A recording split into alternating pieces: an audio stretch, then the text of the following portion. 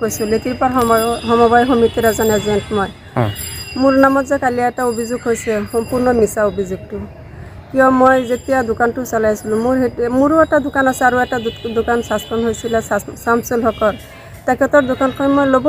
ল'ব নিবিচাৰিছিলোঁ তথাপিও দিছে মই চলাইছোঁ তথাপিতো বহুত কাষ্টমাৰক মই চিনিও নাপাওঁ বহুত দোকানটো বহুত ডাঙৰ আছিল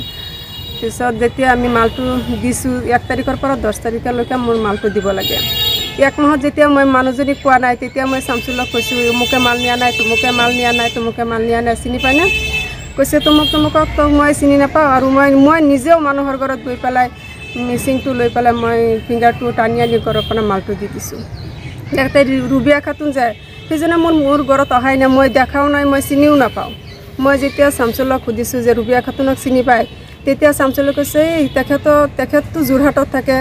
আৰু তেখেতৰ বাইটি এটা কেৰালাত থাকে তেখেতৰ ইয়াত মাটি বাৰী একো নাই ইয়াত নাথাকে তেতিয়া তেখেতৰ মালটো আমি ষ্টকত ৰাখি থৈছোঁ 6 মাহৰ মালটো আমি ৰাখি থৈছোঁ সি আহিলে আজিও আহিলে লৈ যাব পাৰিব কালিও আহিলে লৈ যাব পাৰিব যেতিয়া আহে তেতিয়া মই মালটো দিব পাৰিম আপোনাৰ বিৰুদ্ধে অভিযোগ হৈছে যে আপুনি আত্মহত্যা কৰিছে আত্মহত্যা এইটোৰ লগত আৰু মানুহ আছে আমাৰ যেতিয়া আজিকালিতো কোনো এটা এজেণ্টে 1 মুঠ চাউল বা 1 কেজি চাউলটো খাব নোৱাৰে আপোনালোকে চবেই জানে যে 1 কেজি চাউলো খাব নোৱাৰে মিচিঙৰ যোগেদি চাউলটো দিওঁ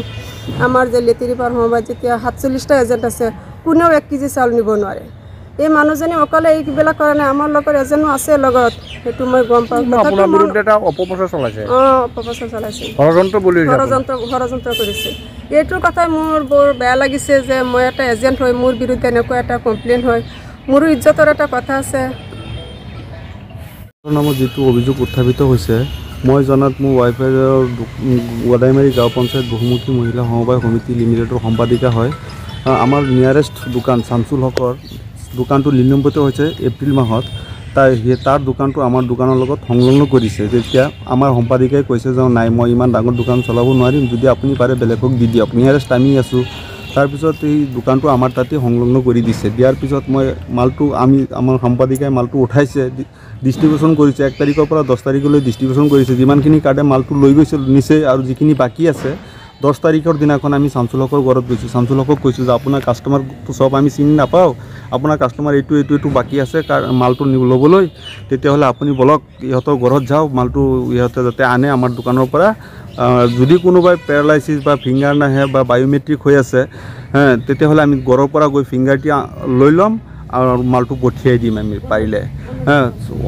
আৰু চবকে মানে আমি দিছোঁ তেনেকৈ আৰু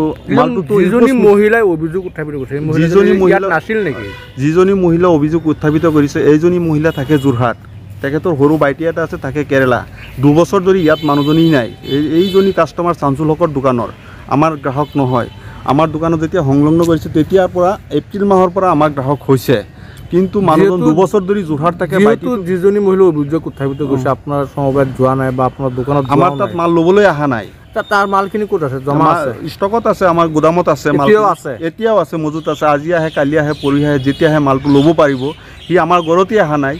এই 2-3 দিন আগত আহিছে আহি পেলাই